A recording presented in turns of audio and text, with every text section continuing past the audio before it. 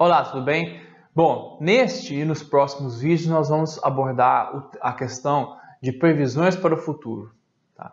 Então, antes da gente entrar no Conexo BI e explicar direitinho como é que funciona lá a funcionalidade de previsão, a gente precisa dar uma abordagem conceitual de como uma boa previsão pode ser realizada. O primeiro ponto que eu queria discutir com vocês é o seguinte, o exemplo aqui de uma moeda. Tá? Então, suponho, a gente sabe que isso aqui, a gente tem duas opções. Se a gente lançar essa moeda, nós temos duas opções, cara ou coroa. A gente sabe isso. Mas suponha que a gente não soubesse.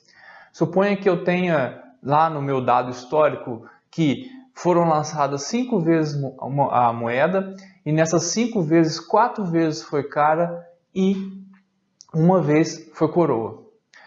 Então, o que isso nos leva a crer? Nos leva a crer que a probabilidade de sair cara é 80% e coroa 20%. Então, esse é o meu dado histórico. Então, se eu tivesse que lançar mais 10 vezes a moeda, qual seria a minha previsão? Baseado no meu dado histórico, seria de 80%. Então, se eu vou lançar 10 vezes, eu colocaria 8 caras e 2 coroas. Bom, essa que é a importância, né, da qualidade dos dados. Se você tem poucos dados incompletos, não adianta nada você tentar fazer a previsão, porque a previsão não vai refletir aquilo, a realidade. Então você precisa ter dados com qualidade para que você possa fazer uma boa previsão. Na sequência, nós vamos passar alguns exemplos, algum modelo conceitual para vocês entenderem direitinho o que eu estou falando aqui. Então, voltando ao exemplo do lançamento de moeda, nós temos aqui uma tabela com 4 linhas de diferentes dados históricos que variam de acordo com o lançamento, o número de caras e o número de coroas obtidos nos experimentos. Na primeira linha, por exemplo, o número de lançamentos foi muito pequeno, foi 5 lançamentos somente. E aí você tem 4 caras e uma coroa. Se você fizer uma projeção baseada nessa primeira linha do dado histórico, você vai ter uma porcentagem de cara de 80% e de coroa de 20%. O que não refletiria bem a realidade. Se você já tiver um número de lançamentos maior, por exemplo, igual a linha 2, onde você tem 100 lançamentos, você já tem uma porcentagem mais próxima da realidade, ou seja, você tem 41 caras e 59 coroas.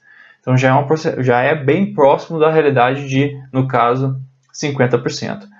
Se você, por exemplo, chegar com o valor de 1 milhão de lançamentos, você vai ter um valor muito próximo a 50%. Então, por isso que está destacado aí com a cor laranja na última linha. Então, qual que é a lição que a gente tira disso aí? Quanto melhor tiver os seus dados históricos, melhor você vai conseguir fazer a projeção. Então, nesse caso, a última linha representa uma qualidade muito melhor do que a primeira linha, que só tinha 5 lançamentos iniciais. Agora vamos colocar esse exemplo refletindo com dados. Suponha que você tem essa visualização aí, ou seja, com vários dados incompletos. É praticamente impossível você prever qualquer coisa aqui nesse cenário. Por quê? Porque você tem aqui um faturamento que aconteceu em janeiro de 2009, mas você não tem esse faturamento em janeiro de 2010. Depois você tem em agosto e setembro de 2009 você tem faturamento, e aí, agosto e setembro de 2010, você não tem o faturamento. Então, assim, em meses de um ano você tem faturamento, em outro mês você não tem. Você não tem como identificar a tendência, então às vezes sobe, às vezes desce. Então, por exemplo, de julho de 2010 para junho de 2011 houve um decréscimo. No caso de novembro para dezembro de 2010 houve um acréscimo. Então, você não consegue determinar a tendência, você não consegue determinar sazonalidade, você não consegue determinar como que os dados estão sendo gerados, ou seja, esse comportamento dessa visualização é completamente aleatório, é imprevisível. Então, se é imprevisível, você também não consegue realizar uma boa previsão. Então, assim, a gente termina o objetivo dessa demonstração.